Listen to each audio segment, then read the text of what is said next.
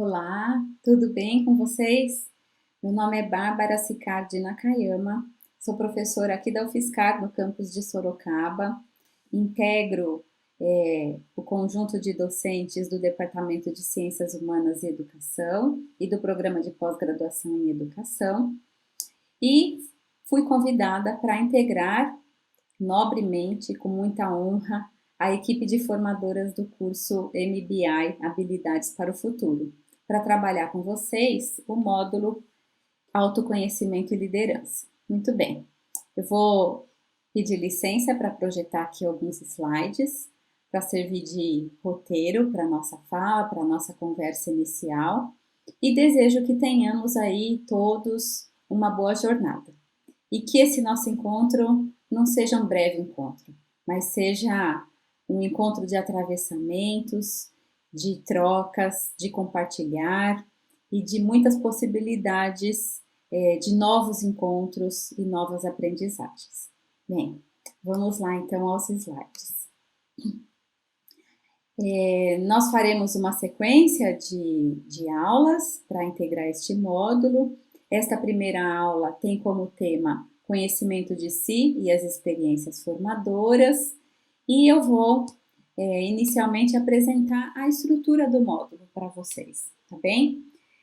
Vocês devem conhecer essa tela, IFSART, é algo que a gente tem utilizado bastante para deixar claras nossas intencionalidades, expectativas, desejos, né, e projeções.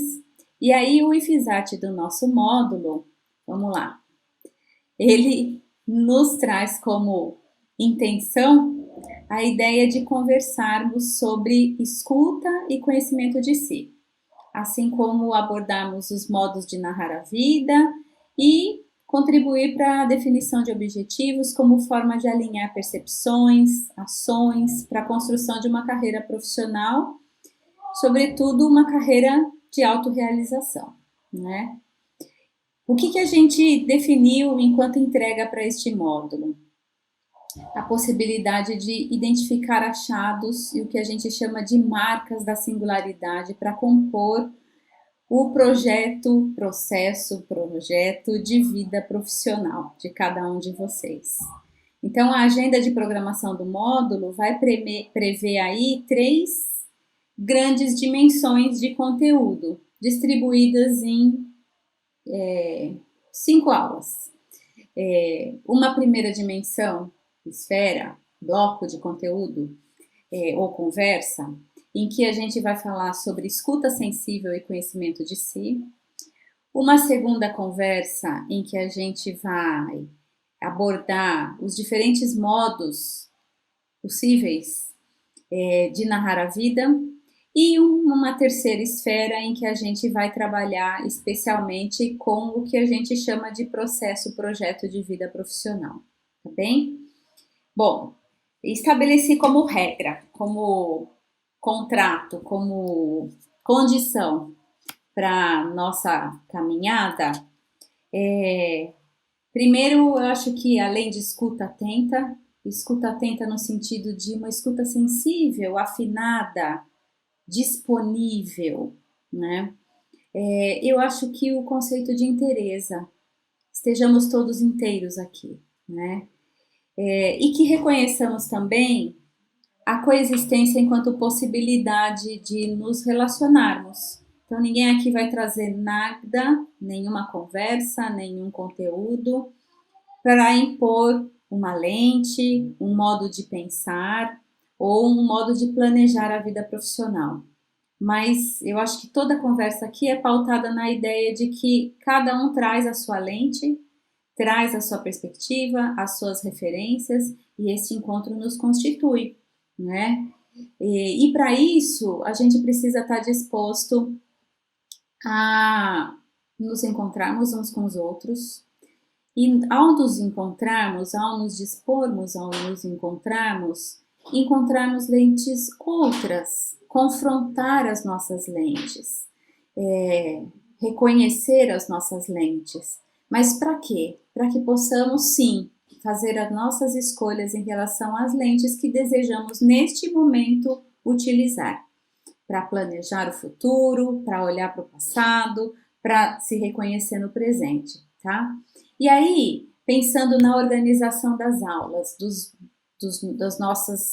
nossos diálogos, essa organização vai acontecer sempre na relação com o que a gente está chamando aí de agenda ou programação, e sempre perspectivada, esta organização, na relação com a ideia de escuta, do que a gente chama de consciência narrativa, de escolha, de projeção e partilha. Então, os nossos tempos de trabalho vão sempre se organizar nessa relação. Tempo de escutar, tempo de tomarmos consciência do que somos, do que queremos, tempo para escolhermos e tempo para nos projetarmos e partilharmos este nosso movimento, ok? Bem, eu quero iniciar a conversa de hoje sobre a temática conhecimento de si e experiências formadoras, fazendo um movimento que eu chamo de retrospecto, né? Mas que está muito relacionado ao conceito central dessa primeira aula, que é o de experiência formadora.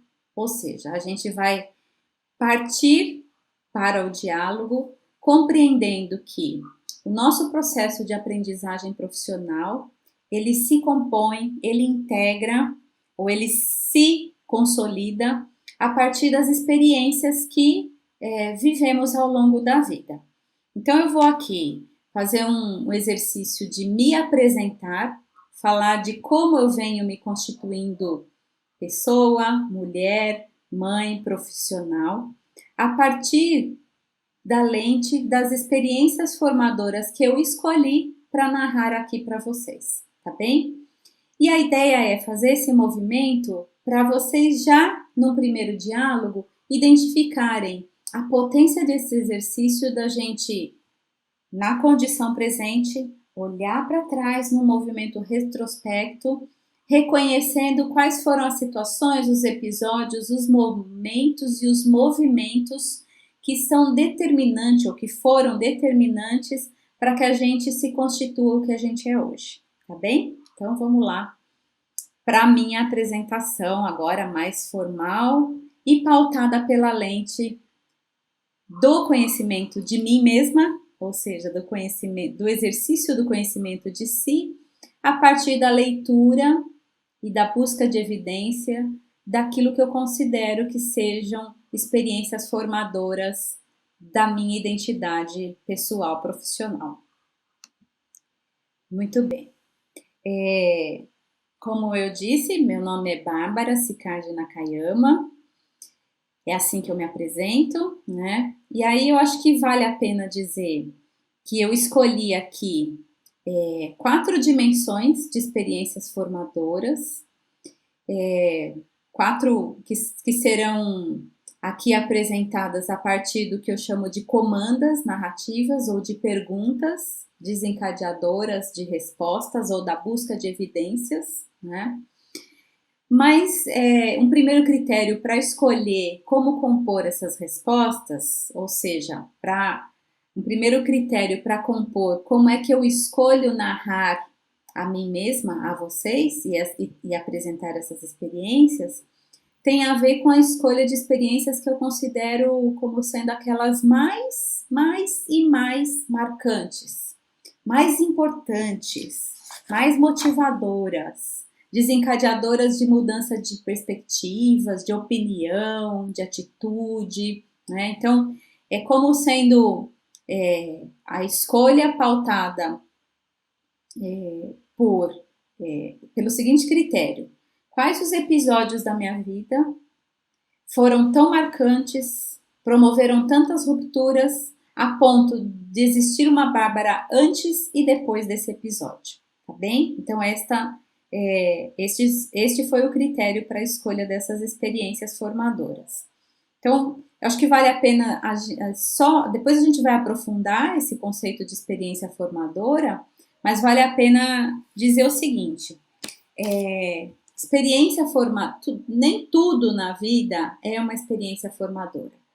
Então, quando a gente fala, eu tenho 35 anos de experiência no mercado de trabalho, 35 anos, né, de vivência no mercado de trabalho, mas nem tudo que acontece nesses 35 anos desencadeiam aprendizagens, mas existem algumas experiências que, sim, são desencadeadoras de mudanças, portanto, promovem aprendizagens.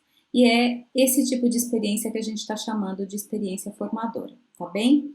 Então, escolhi, elenquei aqui para me apresentar a vocês experiências promotoras de aprendizagem, de mudanças, né? E eu organizei aqui essas experiências um pouco cronologicamente, então as pensei numa perspectiva cronológica, mas para além disso, eu organizei 4 questões para falar delas, né? Para agrupá-las.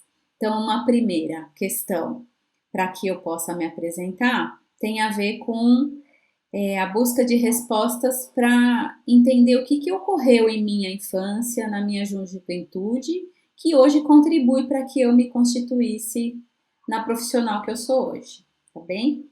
A segunda comanda vai tratar daquilo que eu chamo de recordações referência, que me constituem e me encaminham para o campo da formação. E a terceira comanda, questão, trata de como eu me constituo na relação com o campo das narrativas e da escrita de si, que tem muito a ver com este módulo, que é o autoconhecimento e a liderança. É como eu escolhi pautá-lo e trazer aqui as minhas contribuições para compor este módulo, tá bem? Então, eu fiz uma cola, vamos ver se eu acho que eu dou conta, né, de falar da minha vida a partir dessas categorias. Então, se vocês me perguntarem, o que aconteceu na sua infância, Bárbara, quando você era pequenininha ou menor ainda, e na sua juventude, que contribuiu para que você se constituísse na profissional que eu sou hoje? Bom, eu acho que falar da infância significa rememorar a minha ancestralidade, no sentido de dizer quem são meus pais, né? E falar também da minha rotina familiar na relação com os meus pais. Muito bem. Meu pai era imigrante italiano, veio para o Brasil ainda pequenininho, com cerca de 7 anos. Logo que chegou, e na realidade vieram para o Brasil em busca de condições melhores de trabalho, né? E minha mãe era filha de uma também imigrante italiana com um filho de ex-escravo. Então, tanto pai quanto mãe, de origem muito humilde, mas de uma dinâmica de vida de muita labuta, como a gente diz, né? Muito trabalho, muito esforço, muita dedicação, e essa dedicação integrava aí a rotina da nossa família. Então, meu pai era tapeceiro, artesão, e trabalhava dia e noite, noite e dia, na sua oficina, que ficava na frente de casa, para nos proporcionar o que ele chamava de vida melhor, né? A minha mãe, eu na realidade sou a terceira filha desse casal, né? Então a minha mãe, e depois de mim tinha mais 2 meninas, também meninas, então a mulherada, o mulherio lá em casa. A minha mãe, se perguntar, sua mãe trabalhava? Fora não, mas trabalhava muito dentro de casa. Mas eu lembro que na relação com a minha mãe, né, com a rotina, com a relação com a minha mãe, ela envolvia os cuidados com a casa, os cuidados com as filhas, né,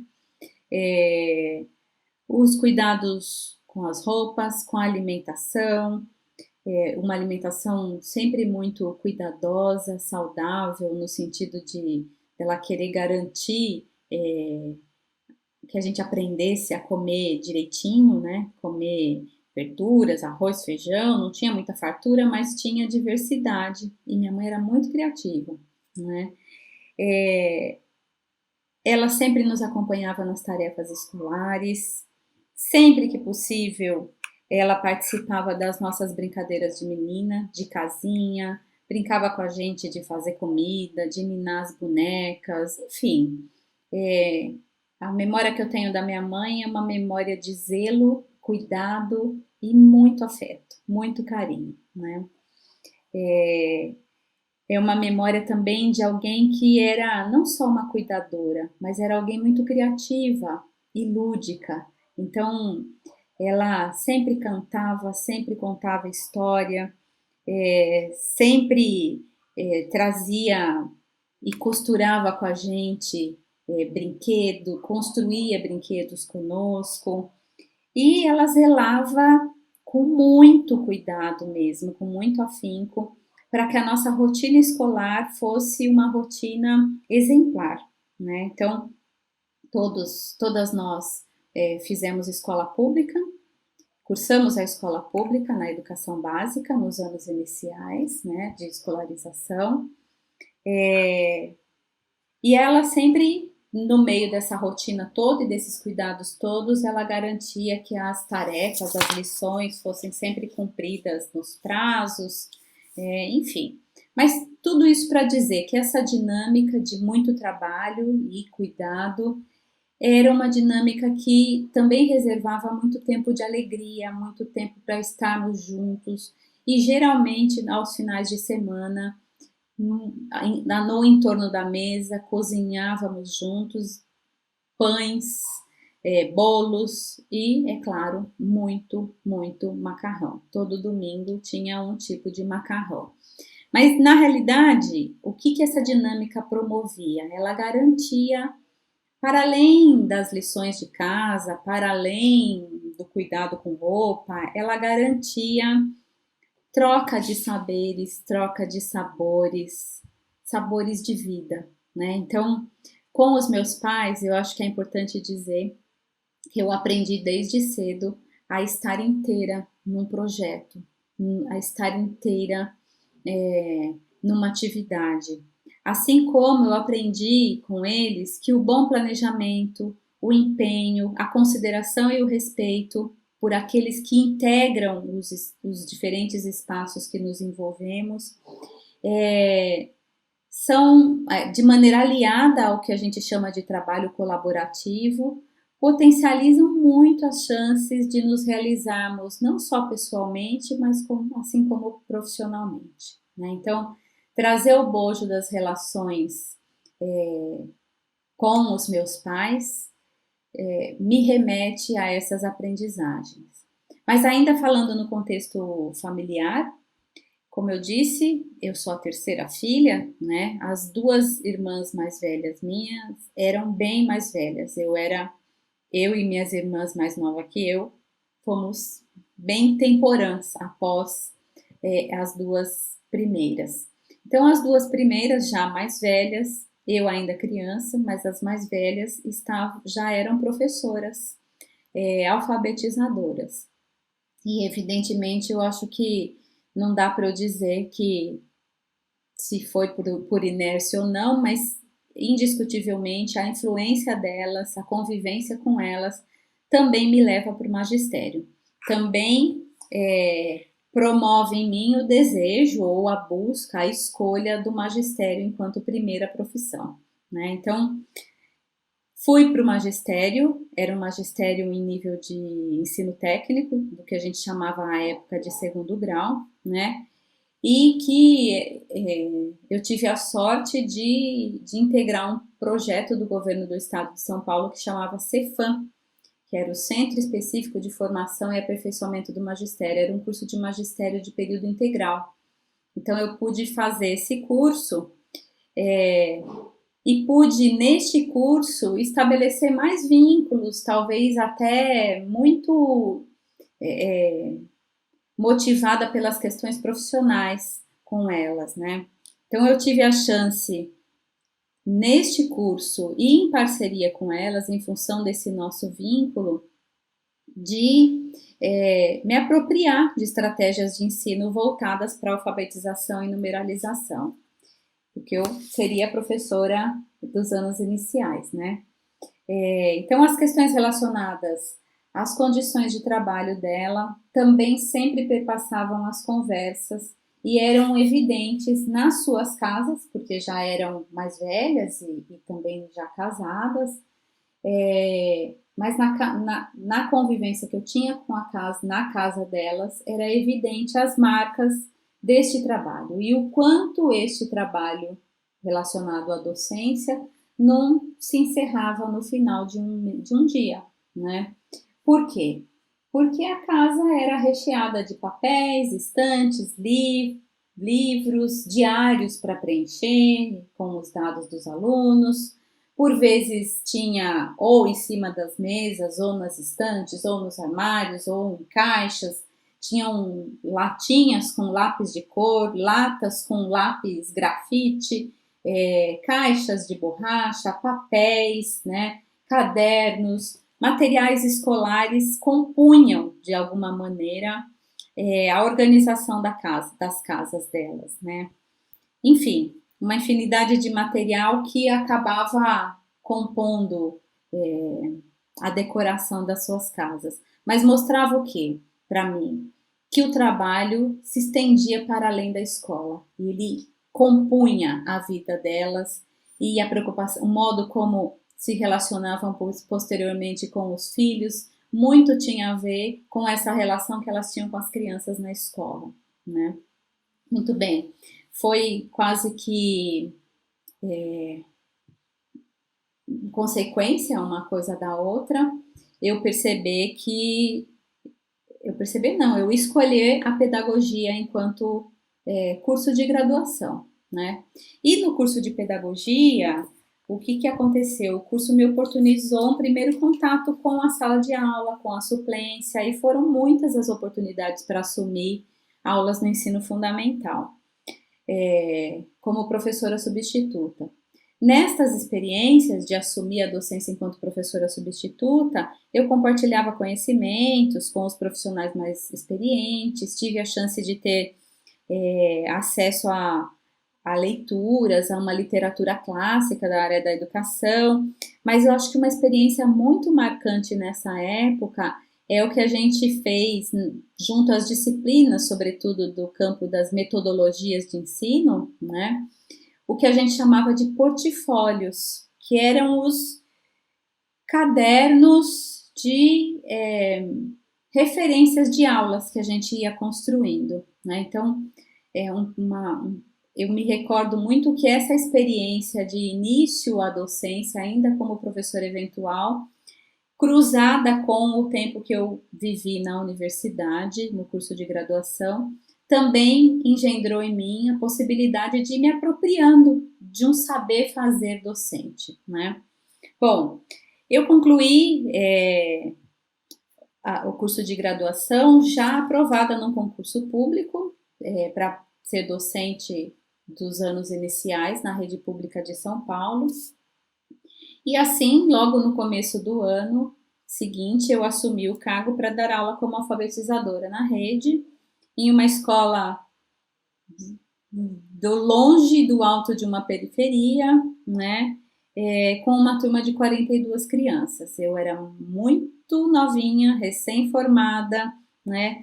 Eu tinha uma certeza que é a de que eu queria acertar, que eu tinha um compromisso social, político e ético com aquelas crianças, mas eu acho que a experiência só não foi desastrosa por um todo, porque eu também ingressei no mestrado simultaneamente ao início do exercício da carreira docente, e no mestrado a minha orientadora trabalhava com o que a gente chamava de casos de ensino, como possibilidade para pensar a formação e atuação docente, e ao ter acesso a casos de ensino, a relatos de professores e aulas e situações de docentes em sala de aula junto às crianças, eu fui me fortalecendo e com isso eu me vi pela primeira vez tendo a chance de, a partir da escrita, ressignificar o meu processo de aprendizagem profissional, né? Bom, e isso eu acho que é uma das primeiras relações que eu estabeleço com o campo da narrativa e da escrita de si, enquanto possibilidade de aprender a ser professora, né, e a ser profissional. Eu acho que fica claro que a graduação foi decisiva para promover o meu encontro efetivo com o campo da formação, né? A época da graduação, meu pai já era falecido e minha mãe dividia comigo a pensão, porque eu fui morar fora, né? É, Bom, e aí, num contexto de muita dificuldade para me sustentar, me manter fora de casa, longe da minha mãe, na universidade, eu me envolvi no que a gente chama de projetos de pesquisa, projetos de extensão. Bom, e aí eu fui fisgada pelo campo da formação de professores de vez, porque eu passei a compreender que a universidade oportunizava a chance de eu me aprimorar profissionalmente, mas além disso, de eu me sustentar se eu me mantivesse vinculada a esses projetos, né? Relacionados a essa temática que eu acabei me identificando que era o campo da formação. Então, enquanto bolsista que fui de iniciação científica, de extensão, participando de projetos de pesquisa, eu tive a chance de participar de encontros de formação, participar de construção de relatórios de pesquisa, sempre relacionados a esse campo da formação. E isso vinha garantindo a minha permanência e manutenção na universidade, né? Bom, no mestrado eu ingressei numa linha de pesquisa que era em metodologia de ensino, né? Hoje mais conhecido como o campo de formação de professores. Mas essa linha me inseriu efetivamente no bojo das discussões teóricas sobre formação docente, que naquela época colocavam muito em xeque a maneira como se produzia pesquisa a partir de uma razão instrumental, de um jeito que propunha a aferição, a medida do conhecimento dos professores, né? E desconsiderava o que a gente chama de vozes dos professores, né? Então, finalzinho da década de 90, se a gente faz aí um voo panorâmico no campo da pesquisa, de formação de professores, a gente vai ver que começam a se fortalecer as discussões sobre a importância de considerar as vozes, as lentes, os olhares, os desejos, as necessidades formativas dos professores, para além de métricas, para além de uma perspectiva experimental, para além do que se chamava de razão instrumental ou racionalidade técnica, né?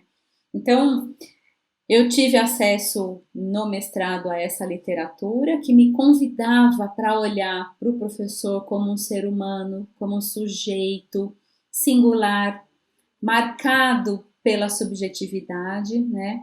E foi no doutorado que eu pude efetivamente fazer uma pesquisa mais centrada nesse campo da subjetividade, do reconhecimento da complexidade das relações humanas e, sobretudo, a partir e com as narrativas e a escrita de si, dos professores, tá?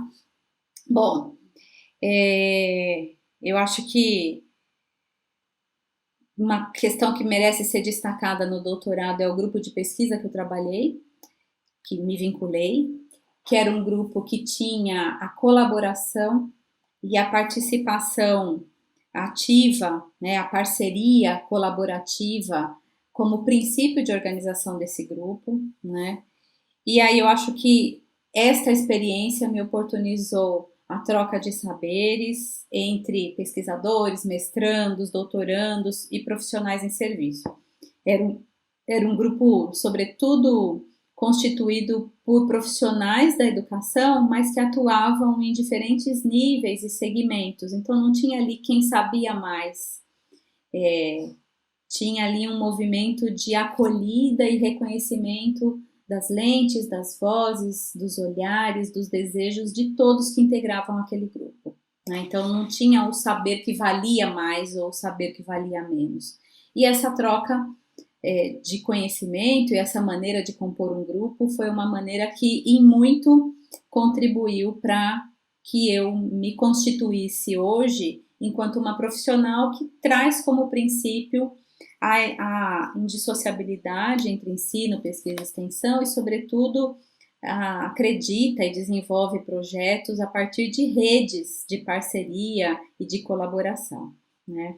Bom, eu acho que para encerrar essa primeira parte aí, eu acho que vale a pena dizer que, então, logo eu encerrei o mestrado, eu ingressei enquanto docente do ensino superior na Metodista, na Universidade Metodista de São Paulo, para dar aula do que a gente chama de disciplinas pedagógicas nos cursos de licenciatura, né?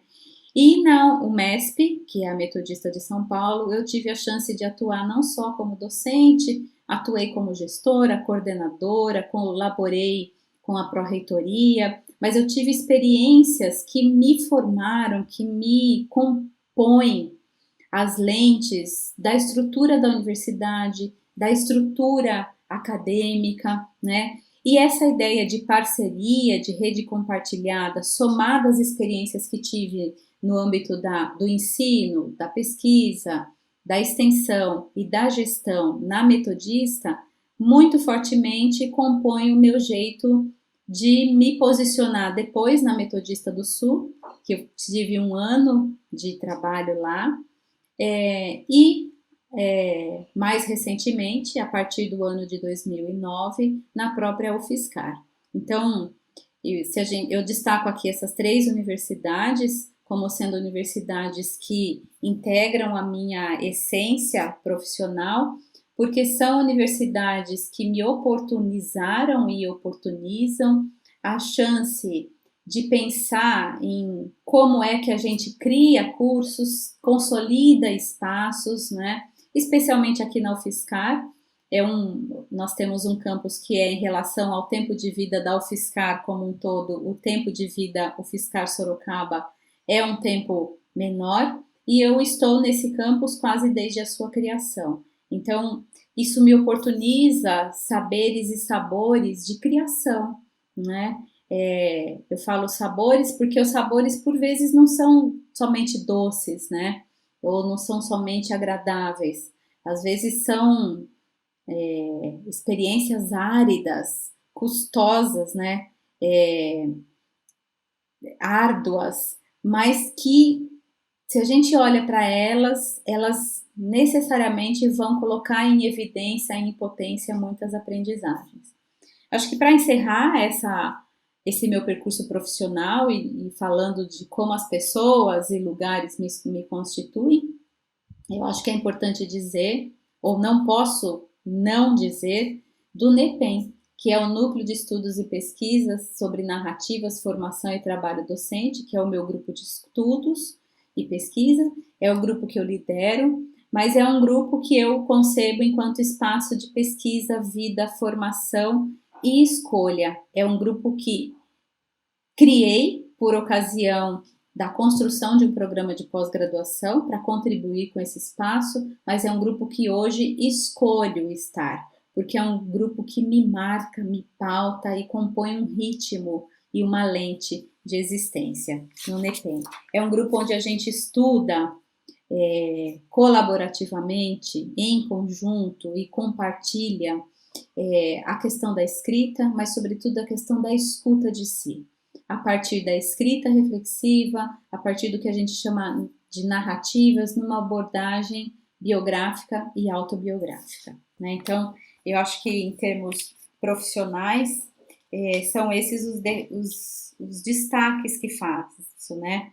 E quero dizer, para encerrar essa primeira parte, que decorrem de todas essas experiências, aprendizagens relacionadas à gestão de processos diversos, educativos diversos, né? Seja no âmbito das aulas da graduação, quanto nos espaços e contextos de avaliação, de planejamento, produção de materiais, entre outras tantas esferas que compõem e integram a nossa identidade profissional na carreira docente, né? Eu acho que essas experiências me alavancam para ser o que a profissional que sou hoje, né? Enfim, e acho que em linhas gerais são essas experiências que escolho neste momento narrar como sendo aquelas potentes para me apresentar a vocês. Mas tem ainda uma última dimensão que eu gostaria de falar, que está na relação com uma última questão, que a gente não pode se omitir, talvez, ou deixar de contemplar, que é a questão da pandemia, do Covid-19, que tem nos atravessado, mas eu quero dizer de como também a maternidade, para além da pandemia, tem atravessado as escolhas de minha vida profissional. Bem, em 2016, eu fui agraciada por ser a mãe do Murilo, que aqui está na tela. Apresento a vocês o Murilo. O Murilo compõe minha vida não só por conta dos afazeres, das dinâmicas e atividades que integram minha vida na relação com o cuidado, mas o Murilo tem me ensinado a olhar para a sutileza da vida, para a brevidade da vida, para as questões para além da razão. Então eu fiz questão de trazer para vocês aqui as marcas que o Murilo desencadeia em mim, porque foi com o Murilo, especialmente, que me fortaleci na pandemia, né? E tem sido com ele que tenho aprendido a reconhecer as sutilezas da vida para além da esfera da razão, para além da esfera do domínio de competências, para além da esfera de domínio de habilidades técnicas e instrumentais. Então, eu quis trazer aqui um exemplo mais marcante de vida na minha vida, para dizer para vocês que a constituição profissional e a autorrealização, elas integram aprendizagens de domínio de competência, aprendizagens de domínio instrumental e técnico e aprendizagens da esfera afetiva e relacional. Se a gente souber olhar para estas esferas, para esses episódios, para as dimensões da vida, compreendendo essas dimensões como sendo complementares umas às outras, a gente acaba sendo capaz de potencializar as nossas aprendizagens pessoais profissionais.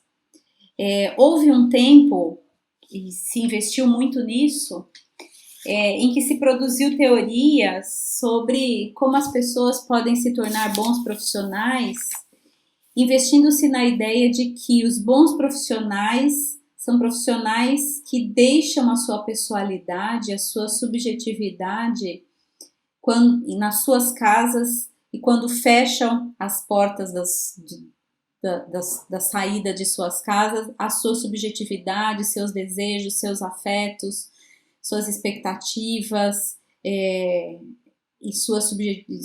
enfim, suas singularidades ficam todas lá dentro. Hoje, mais do que nunca, especialmente com a virada de século, se reconhece que um profissional bem-sucedido e autorrealizado, ele é um profissional que não perde de vista a esfera da vida, né? Quis trazer aqui imagens para vocês, fotografias, né? Que por si só dão conta de narrar, né? As dimensões das aprendizagens que me constituem. Ou seja, precisamos reconhecer que sim, é importante estudar, claro que é. Não é possível ser um bom professor, por exemplo, sem que se tenha domínio de conteúdo, né? Mas não dá para ser um bom professor sem que se tenha a perspectiva de que se lida com a vida das pessoas, né? Então, é muito importante que reconheçamos que para sermos bons profissionais, a gente precisa, sobretudo, ter clareza de quais as dimensões que integram a nossa existência, né? A nossa existência na vida pessoal, profissional. Então, escolho aqui trazer para vocês um modo de narrar que coloca em evidência o que eu entendo que sejam experiências formadoras que integram e constituem as minhas escolhas profissionais, o meu modo de exercer a minha profissão, ele não é dissociado do meu modo de perceber a vida e as sutilezas dela, né? Bom, essa conversa toda, para encerrar agora então essa nossa primeira aula, ela tem fundamento em vários autores. Eu escolhi trazer aqui para vocês um autor que é o Paul Ricoeur, que declaradamente anuncia esta opção acadêmica e profissional. Ele vai se anunciar e se colocar e viver uma vida profissional a partir da legitimação também do que ele considera como sendo lente para além da razão. E ele vai dizer o seguinte, que a compreensão do que somos, portanto a compreensão de si, deverá percorrer um longo desvio. E esse longo desvio integra a mediação pelos signos, símbolos e textos, e pelos tesouros transmitidos pelas culturas nas quais a humanidade veio à existência e a palavra. Então, se quisermos compreender os meandros para nos tornarmos bons profissionais, para nos apropriarmos de quais são as habilidades do futuro, para nos tornarmos profissionais em excelência, pautados aqui, escolho dizer, a partir de Ricoeur, que o primeiro movimento necessário é o movimento de autoconhecimento, de compreensão de nós mesmos, compreensão de consciência, né? E de escolha a partir da consciência que tivemos de nós mesmos.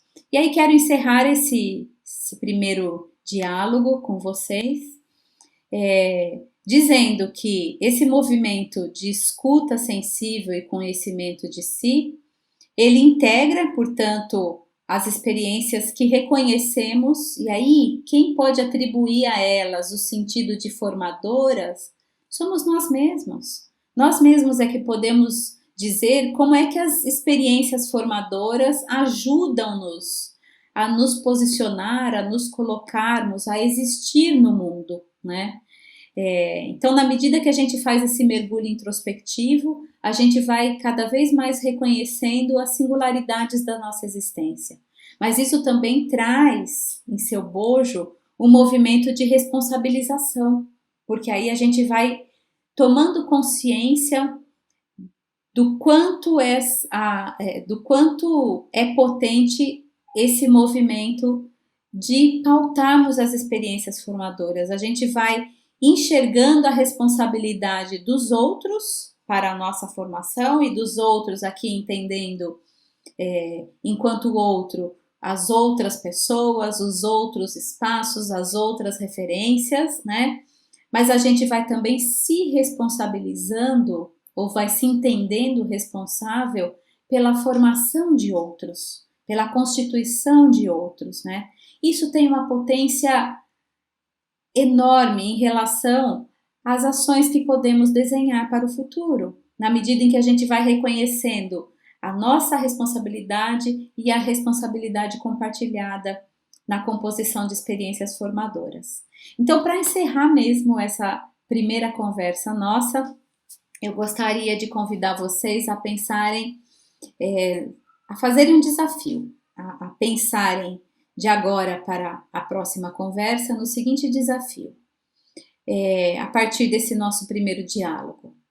E aí, vou mandar aqui uma pergunta. Você está impulsionando a mudança ou você está sendo conduzido, impulsionado pela mudança? Quem é que escolhe, quem que é escolhido? E aí, para ajudar a responder isso, ou talvez para ajudar a vocês a escolherem qual é a resposta que querem trazer para esse diálogo, eu trago aqui 3 outras provocações. Quais lembranças vocês escolhem narrar sobre o que vocês são e estão vivendo no agora? Então, quais lembranças quero narrar sobre o que e como estou vivendo agora? O que não posso deixar de narrar sobre mim e o agora? E o que me traz até aqui, no MBI da UFSCar, tá bem? Bom, agradeço esse primeiro diálogo nosso, acho que ficou um pouquinho longo, mas espero que vocês tenham gostado. Nos vemos logo mais na nossa segunda aula. Um abraço e até mais!